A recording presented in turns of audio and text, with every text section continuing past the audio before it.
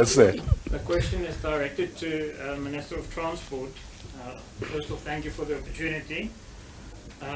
With the announcement of the opening of the borders for international visitors in mind, the private Charter Passenger Association, who represent charter and tourism bus operators, has been trying to engage with the department for the past 7 months to discuss measures to assist in the survival of these operators that rely on tourism.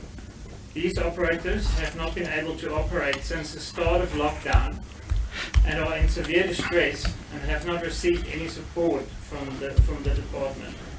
The chairperson of PCPA were granted a meeting within the last 2 weeks with the Director General, Mr. Alex Mooney, to discuss the problems faced by these operators, but haven't received any feedback. I would like to ask if the Minister can clarify if the department will be able to assist the members and operators from the PCPA in their fight for survival, and if the charter and tourism sectors is going to be assisted with the licensing fees of those vehicles that they outplay during this lockdown period.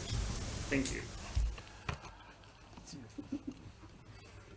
We can now answer. Minister, first we need to clarify that in terms of COVID-19, there are many companies and small, medium, macro enterprises that have been in distress. And part of the 500 billion the President talked about included a credit guarantee COVID-19 loan scheme. Now, individuals and different companies, and of which these companies also fall in that category, have found that the measures that are required by the scheme are too cumbersome for them, SARS and all of that, and many people have not accessed the money. So the 500 billion part of it included that. We only had a special dispensation for the taxi industry because they are not formalized, all right? They are not formalized, they are not fully regulated, and that is why we had a 1 billion rand taxi in-hour issue, which we are still discussing even now, in terms of it being a special dispensation on ex gratia basis, okay? It's something that you give, but you are not obligated. You do it simply because people are in distress. But, you know, you've got to help because of COVID-19. That's what government has done. So there is money and people don't access that money.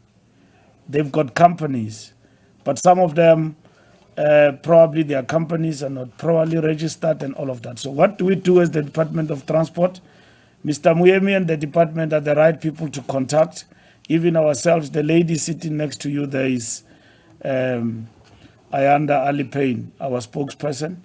We will be happy to work with those companies to help them to access the funding because we understand that they are in distress and understand what are their challenges and so on.